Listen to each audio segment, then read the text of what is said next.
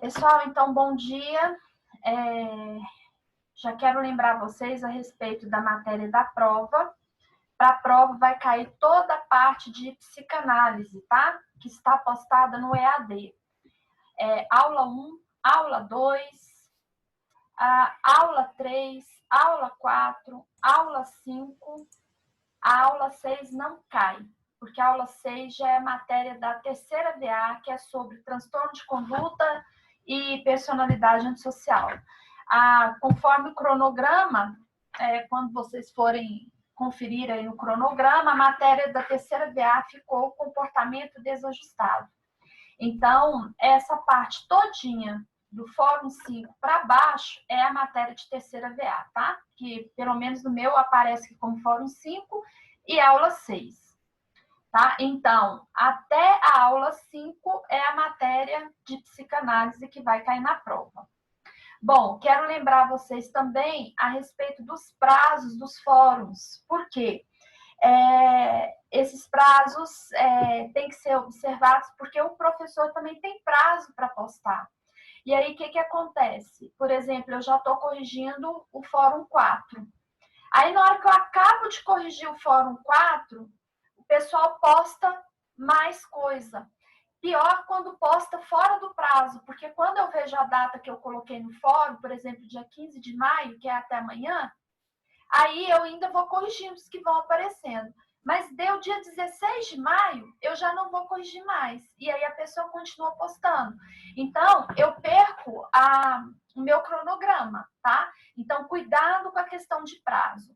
E, a partir de hoje, quem postar fora do prazo, eu até posso corrigir se eu ainda tiver prazo para entregar nota, né? Porque aí vai depender do que a coordenação me deu de prazo para entregar nota. Mas eu vou reduzir na metade o ponto, tá? Quem entregar fora de prazo vai reduzir na metade o ponto. E outra observação, eu acho que já falei isso para vocês, alguma aula aí para trás, não sei se foi para essa turma ou outra, mas como eu estou corrigindo os fóruns, estou dando uma lida, igual na psicologia do desenho divertidamente, eu já observei, já constatei, né? Não é nem observação, é um caso de constatação. Eu pedi resumo das partes do desenho. Teve gente que foi na internet e copiou, tá? E é zero. Vai ser zero, tá? Esse fórum aí, ele vale 5 pontos para a nota de segunda VA, que eu coloquei aqui. Então, ele já seria computado nessa nota aqui de segunda VA. Eu vou ver até se vai ficar 5 mesmo, ou o que eu faço. Enfim. Então, os textos que eu já corrigi aqui, que foram copiados da internet, já é zero, tá? Nem adianta depois me falar, professora, eu não sabia, ainda mais vocês fazendo curso de Direito, né? E tendo aula aí de ABNT, né? Que seria Iniciação Científica, a gente não pode pegar um texto da internet e copiar idêntico e colar como se fosse você que tivesse feito, né? Então, fica essa observação aí. Bom, então, alguma dúvida a respeito da prova de conteúdo, alguma coisa assim? Se tiverem dúvidas, pode colocar lá no chat, tá bom? Ou então levanta a mãozinha para poder falar. Bom, então vamos continuar aqui nossa matéria. Na aula passada, nós começamos a falar sobre o transtorno de conduta e transtorno de personalidade antissocial. E aí falamos do transtorno de conduta, que tem como característico padrão repetitivo e persistente, né? Esse transtorno de conduta, ele pode surgir num TDO, que é o transtorno desafiador opositivo, se não cuidado, ele pode levar ao transtorno de conduta, e o transtorno de conduta, por sua vez, se não for cuidado e tratado, ele pode levar a um transtorno de personalidade antissocial. Bom, o que acontece com o TPA, que é o transtorno de personalidade antissocial? Ele, para alguns autores, é conhecido também como psicopatia. Se o TPA for reconhecido como psicopatia, o indivíduo que é psicopata para o direito brasileiro, ele não é considerado inimputável, tá? E também não, muito menos seria um caso de excludente ilicitude. Portanto, ele responde como criminoso, tá? E normal, ele vai responder como agravante ou como atenuante, tá? Como se fosse uma pessoa comum, né? Não vou nem dizer como uma pessoa normal, porque como eu tenho tentado trabalhar com vocês, a psicopatia, o critério de classificação e de avaliação quanto ao diagnóstico da psicopatia, ele é diferente do TPA. Por isso que eu, particularmente, entendo que o conceito de TPA não é o mesmo de psicopatia. São situações diferentes, porque o diagnóstico do TPA, ele observa critérios comportamentais. Então, o TPA seria, sim, um transtorno de conduta, tem a ver com comportamento, tá? Então, seria aí uma psicopatologia diagnosticada segundo o Manual Diagnóstico Estatístico de Transtornos Mentais como um transtorno mental. A psicopatia, por sua vez, a abordagem de avaliação dela já não é mais esse critério comportamental, mas sim os traços da personalidade. Então, o psicopata, ele tem uma personalidade única, diferenciada. Então, ele não tem um padrão comum dessa personalidade. Então, as características que são observadas no psicopata são diferentes para eu falar que seria igual a um TPA, que é o transtorno de personalidade antissocial. Por que é importante entender isso? Porque o Código Penal, como eu comecei a introduzir o tema na última aula, ele trabalha em cima de excludente de licitude também e em cima da inimputabilidade. Então, revisando lá o artigo 1º do Código Penal, ele fala a respeito do crime, né? O que é o crime no direito penal? É o fato típico e antijurídico. Portanto, se o fato não estiver descrito no texto, ele não é considerado crime. Né? Daí a dificuldade de uma pessoa que cometeria, por exemplo, um ato que a gente considera ilícito, mas que não é reconhecido como crime. Eu sei que vocês já estudaram direito penal, mas só para a gente ter uma visão, né, ampla de como que isso é importante a gente compreender a questão do fator crime. Teve um caso, eu não sei se eu comentei na última aula, em Goiânia, na década de 90, a internet surgiu em 91, né? E mais ou menos em 99, entrando para 2000, 2001, eu não me lembro bem a data, começaram a desaparecer centavos das contas das pessoas, né? E naquela época, se alguém, depois pergunta para o seu pai, para sua mãe, ou o pessoal mais velho, quando a gente puxava o extrato da conta corrente, o extrato ele não vinha descrito o que foi usado. Ele vinha com a descrição, mas ele não era o que a gente chamou de extrato simplificado, com as descrições exatas do que você gastou. Então, aparecia muitas vezes um débito de R$1,05, 53 centavos, mais ou menos valores assim, né? Na época era real já, era 90, o real veio em 95. E aí, então vinha esses débitos assim de centavos, às vezes R$1, e a gente ia ao banco reclamar e o gerente não sabia falar, nem o gerente sabia. Ele, na dúvida, a resposta do gerente era assim: isso aí é um estorno do mês passado. Aí a gente falava assim, mas estorno do quê? Não, é um valor que foi creditado e depois debitado, e a gente pegava o extrato do mês passado, do mês anterior, não tinha nada. Então virava uma bola de neve, uma confusão que, por fim, em razão dos centavos, a pessoa passava batido. Até que aconteceu o seguinte fato: esse cara ficou muito rico, só que ele não prestou contas da origem do dinheiro. Então, por exemplo, na declaração do imposto de renda, como é que você tem dinheiro para comprar uma casa, um apartamento, alguma coisa, se você não trabalha, não tem registro de você trabalhando e você não herdou nada? Qual a fonte, qual a origem do dinheiro para você comprar um apartamento, uma casa, um carro, etc. Então, ele foi pego aí pela Receita, né? Porque ele não declarou aquilo ali. E a Receita quis saber a origem. E daí, numa investigação, descobriram que ele era um hacker, né, de contas. E como tinha a necessidade das vítimas procurarem a delegacia e fazer reclamação, o pessoal não foi, porque o valor era, né, pequeno e achou que era normal. E aí depois o Banco Central regulamentou isso, determinando que os extratos tivessem especificados os valores. Não por causa disso. Talvez até sim, eu não posso afirmar que foi por causa disso. Mas depois desse fato, tinha que vir descrito o valor, como a gente conhece o extrato hoje.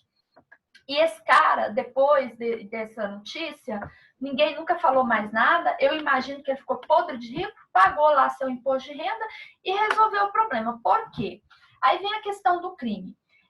Ele não praticou um fato típico e antijurídico na época. Na época não tinha previsão do crime de hacker. Ele não praticou furto, porque furto é tirar coisa alheia móvel, e ele não tirou nada móvel, porque ele não pegou de alguém, ele simplesmente transferiu contas virtuais. Ele não praticou roubo porque não foi mediante agressão física, que também é tirar coisa alheia móvel por agressão. Não foi estelionatário porque ele não enganou ninguém. Ele não ligou para alguém e falou, olha, eu vou fazer isso. Ele não configurou... eles tentaram enquadrar com quadrilha também, mas ele fez tudo sozinho. Resumindo, o máximo que ele cometeu foi um crime de dano, mas mesmo assim meio confuso. Então, resultado, ele não pode ser imputado por um crime, porque não tinha na época um fato típico e antijurídico. Bom, e aí nós temos aí esses critérios aqui de doenças mentais. O que eles têm a ver com o direito penal? Como eu disse na última aula, há uma relação, tá, da psicopatologia com o crime. Mas não é uma regra que todo indivíduo que tem um transtorno mental seja um criminoso, tá? E também eu não posso afirmar que todo criminoso é necessariamente uma pessoa que tem algum transtorno mental, certo? Há várias razões que levam a isso. A questão é que o Código Penal, ele trata das excludentes de culpabilidade ou de ilicitude e os casos de inimputabilidade. Lá no artigo 26 e 28 do Código Penal, o 28 especificamente no parágrafo 1º, ele vai falar do inimputável. E nesses casos de inimputável é aquela pessoa que comete um crime, portanto, ele comete o fato típico, mas ele não pode ser acusado daquilo. Aliás, ele é acusado, mas ele não pode ser condenado. Por quê? Porque ele não tem a compreensão daquele fato, né? Até que se prove o contrário, todo mundo é inocente. Para eu considerar uma pessoa inocente, ela tem que ter noção do que ela está cometendo. E o critério que o Código Penal adota para considerar uma pessoa imputável é exatamente o biopsicológico, que é associar a formação do indivíduo, porque a formação biológica do indivíduo se associa com a sua capacidade intelectiva. Por isso nós estudamos lá o desenvolvimento psicossexual segundo a psicanálise. Então, para Freud, à medida que o indivíduo vai desenvolvendo a sua sexualidade, tem a ver com o seu sistema fisiológico, com a sua biologia e isso também com a sua personalidade. Então, eles são interligados. E aí ele trata lá da fase oral, da fase anal, da fase fálica e assim por diante. Então, eles se associam. Portanto, o indivíduo que já estaria, por exemplo, na fase fálica, ele tem um desenvolvimento maior, obviamente, do seu intelecto, ou seja, sua capacidade de compreensão seria diferente porque de um indivíduo que está na fase oral, que é um recém-nascido, né? Até mais ou menos 2 anos de idade. Então, ele adota esse critério associando que o corpo desenvolve à medida que o corpo desenvolve, fisicamente também desenvolve psicologicamente a personalidade do indivíduo.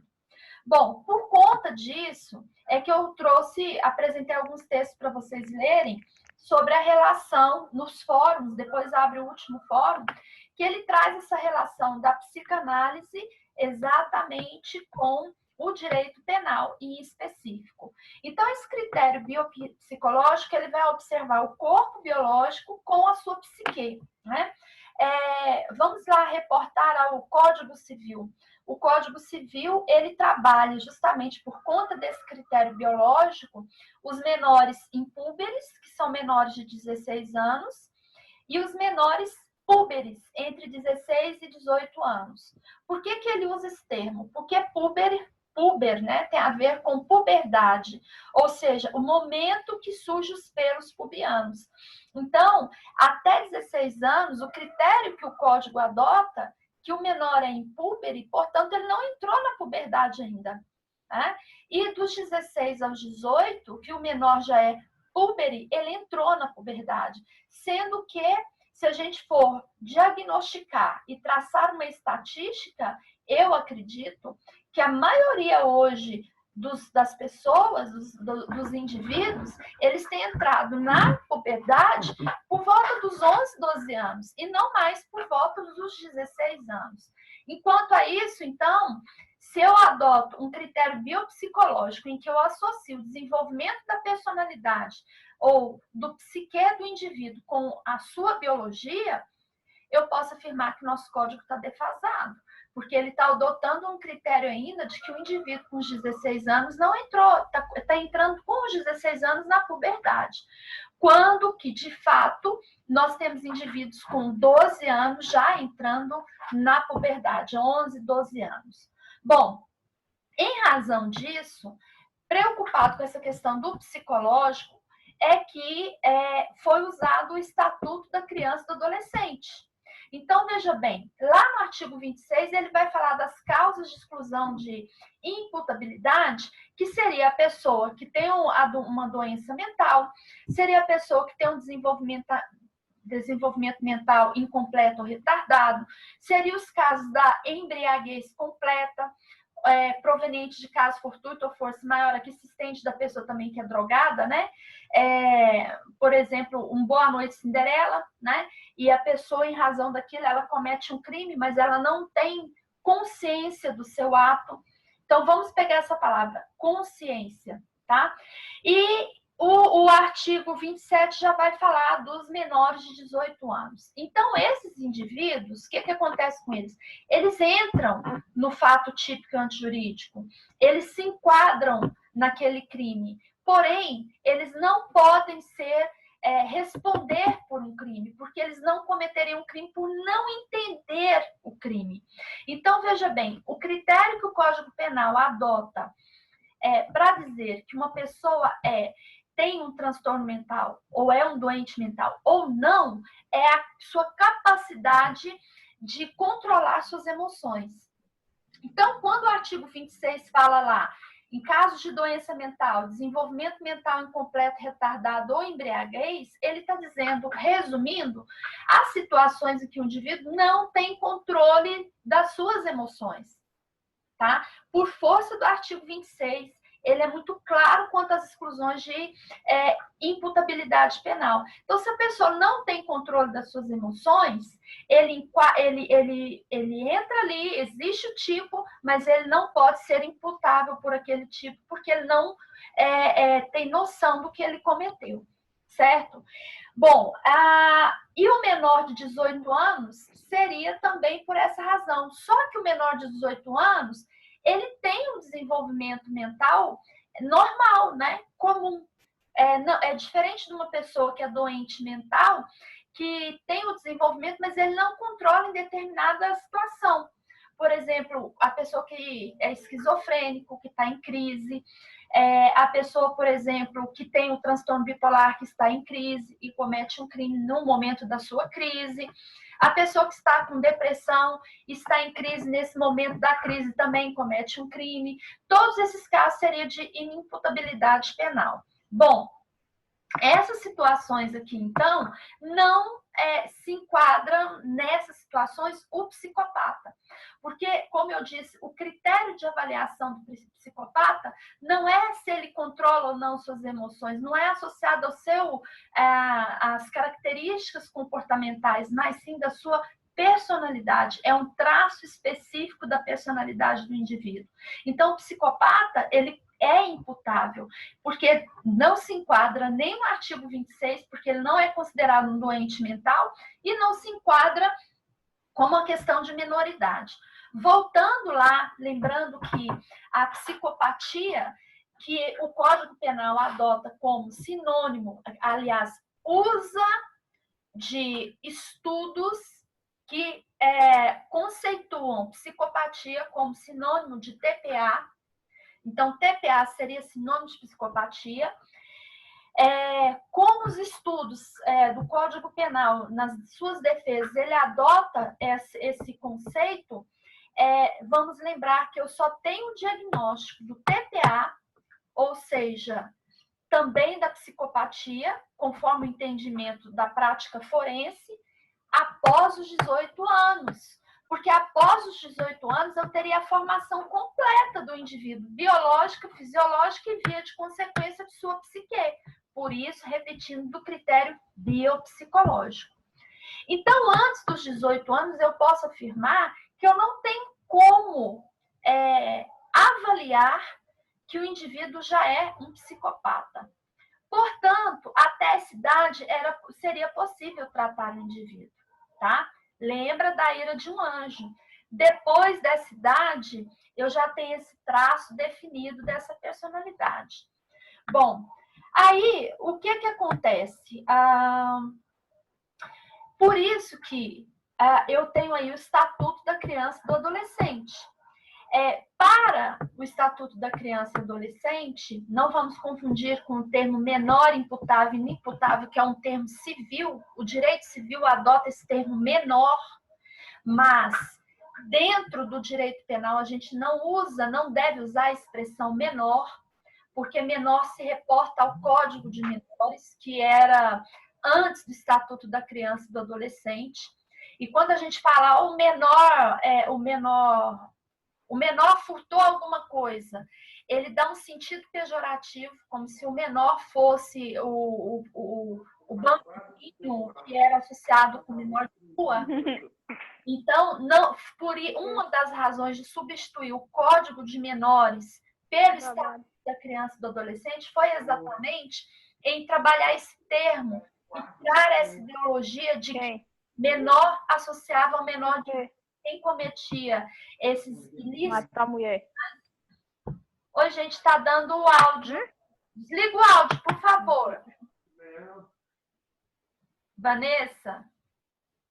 Oi? Eu acho que seu áudio está ligado. Tá sim. Desculpa.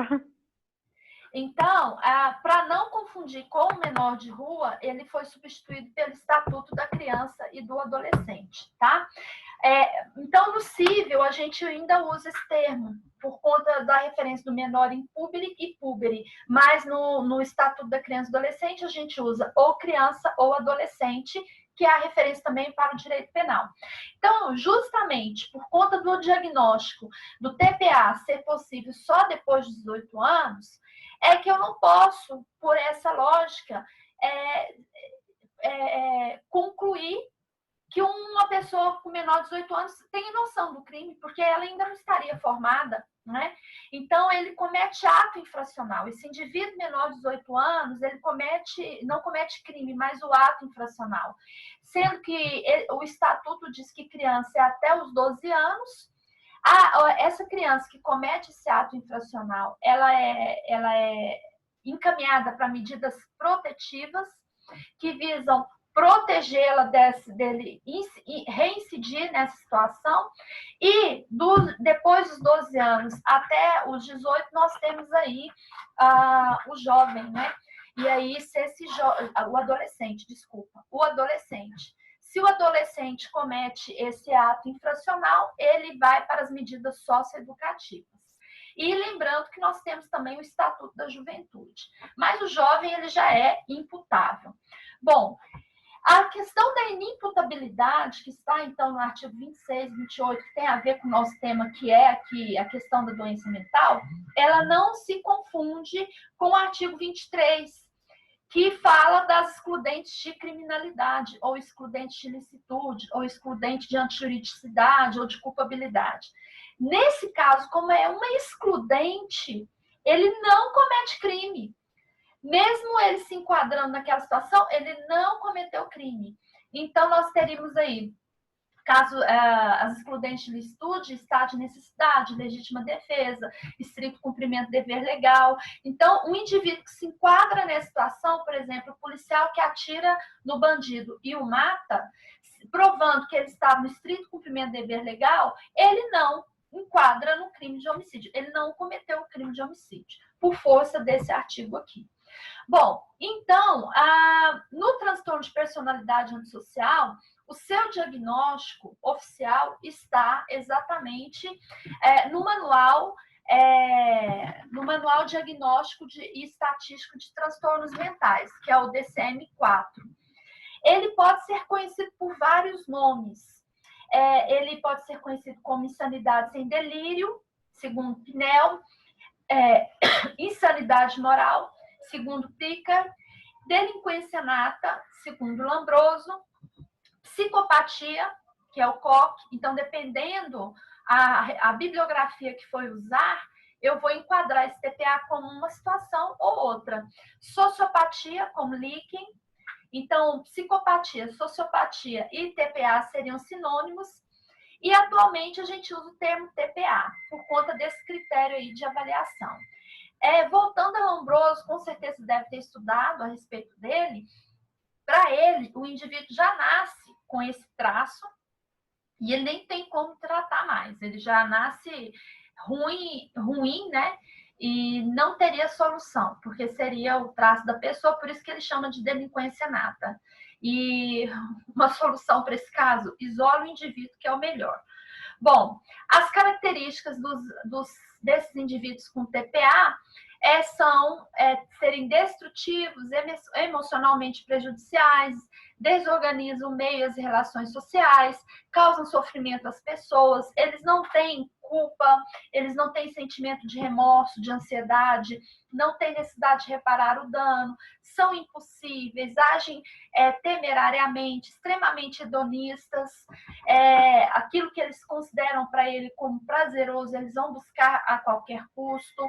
É muito comum reduzir a atitude desse TPA na frase eu quero o que quero, quando eu quero e pronto, doa quem doer, né? São superficiais quanto aos seus sentimentos, são ausentes de apego.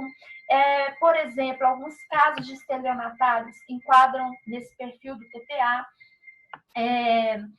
E é uma doença, né? Esse transtorno TPA, na prática forense, ele é uma doença, mas não é considerado... aliás, na prática forense, o TPA ele é sinônimo de psicopatia. Então, ele não é considerado uma doença ou um transtorno mental. Então, ele não se enquadra ali como inimputabilidade conforme os critérios do artigo 26 e 28 do Código Penal, certo? Esse indivíduo ele tem apenas uma desordem da personalidade, porque ele tem controle ali das suas emoções, ele tem noção do que é certo e do que é errado. A prevalência, repetindo, dos psicopatas, pelo que a gente já estudou até agora, seria de 4:1 em relação às mulheres. Então, a probabilidade é 4 vezes maior nos homens do que nas mulheres. Por quê? Se a gente pegar aquele início da aula e fazer um histórico, né, ou um sentido cronológico até chegar ao TPA, nós teríamos aí o início do TDO, né, o transtorno desafiador opositivo, que pode levar ao TC, que é o transtorno de conduta, que pode levar ao TPA. E como recorte, o transtorno de conduta, como a gente já estudou, ele está relacionado com baixos níveis de serotonina e um aumento considerável da testosterona. Esses dois avaliadores aí, se constatados, eles são assim uma bomba relógio a explodir a qualquer momento, desenvolvendo no indivíduo esse TC. e que leva ao TPA, né? Lembrando que a testosterona é um hormônio masculino, por isso que a propensão de acontecer com homens é maior. E interessante que esses graus de TPA, eles tendem a diminuir, né?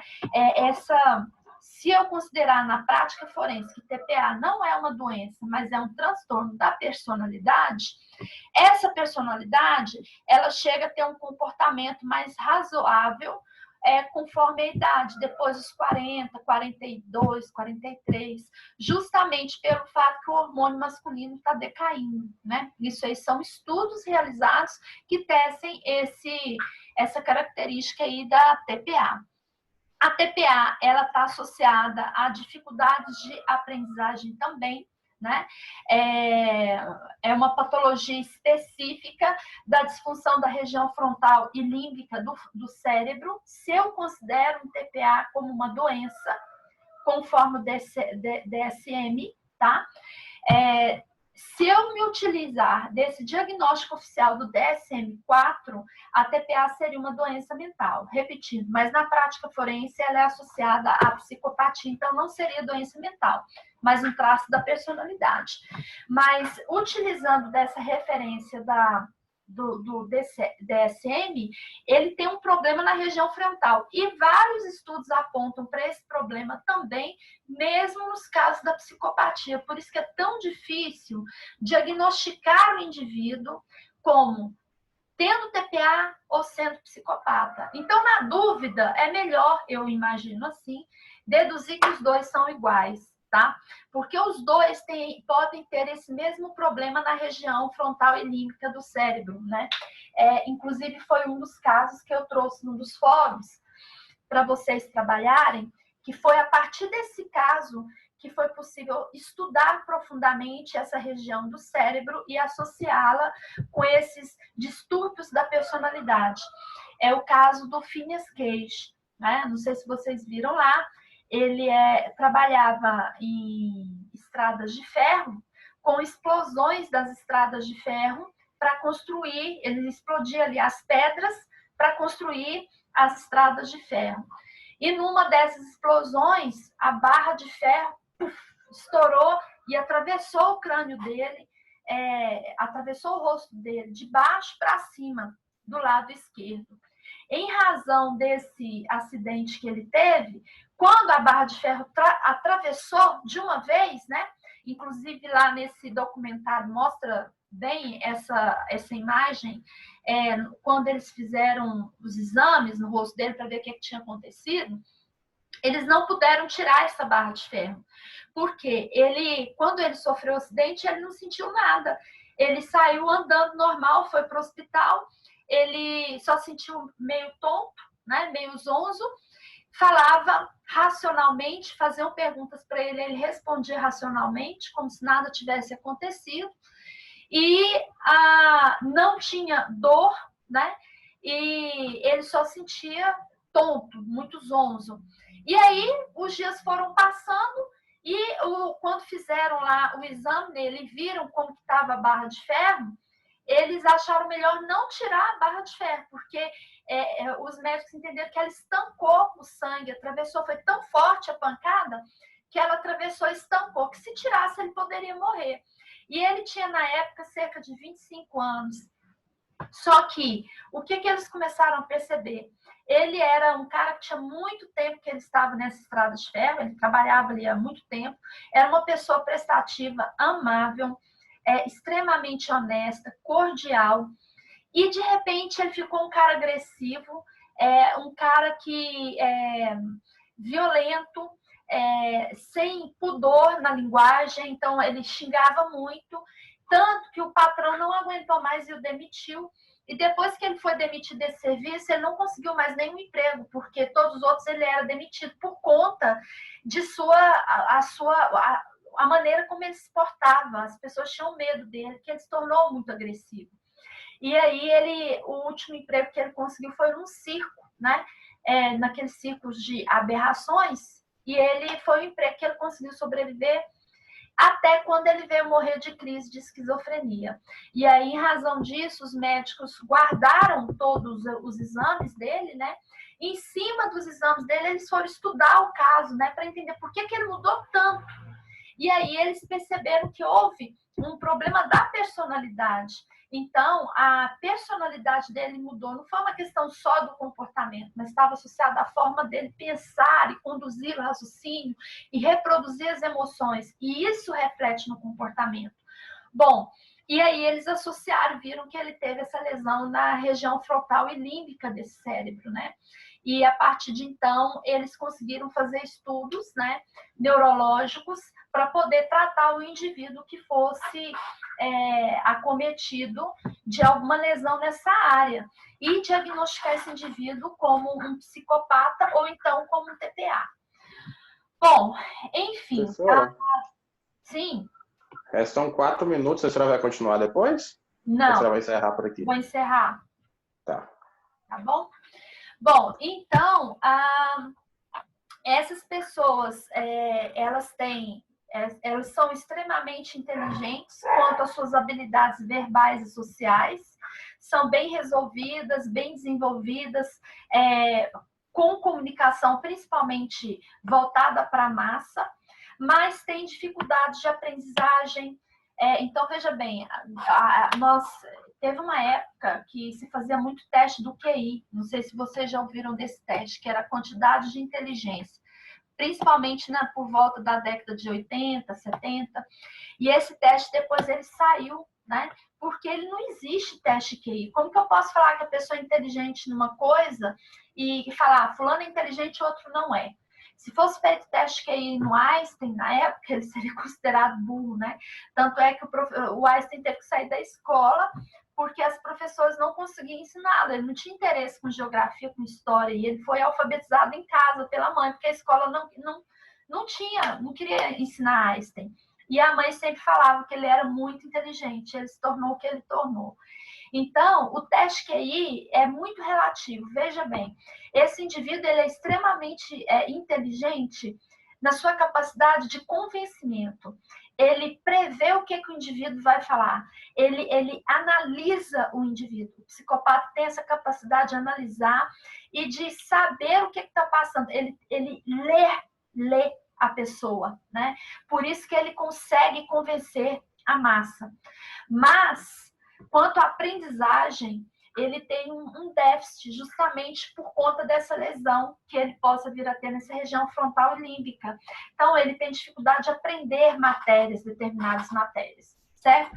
E observação de Einstein, não estou associando Einstein com isso aqui não, tá, gente? Só para falar que não existe teste de QI, pelo amor de Deus, Einstein era um gênio. Bom, então eles têm essa capacidade de argumentação articulada, mas que constantemente estão desafiando as regras sociais e jurídicas. E aí tem estudos também indicando que os psicopatas ou as pessoas que têm TPA, elas morrem muito cedo, né? Elas têm a propensão de morrer cedo. Por quê? Eles se arriscam muito. Como eles acham, a qualquer custo, doa quem doer, eu vou fazer, e eles buscam, são egossintônicos, o que eles falam está certo, o resto está tudo errado do mundo, a propensão deles se expor em risco é muito maior do que outras pessoas. Então, como eles se arriscam, não estão nem aí, porque eles não têm essa noção do grau de risco, eles morrem muito cedo. E o sociopata é um termo do psicopata quando ele está burlando regras sociais, né? E o interessante é que o psicopata ou o sociopata, se ele não for criminoso, que bom que não seja, muitos se tornam até heróis, né? Por conta dessa sua capacidade de articulação. Então, eles são assim, endeusados, né? São tidos como salvadores do mundo. Então, tem que tomar muito cuidado com essa questão do perfil desse tipo de pessoa. Pessoal, então aqui falta 1 minuto. Essa parte aqui acabou. Eu vou abrir um outro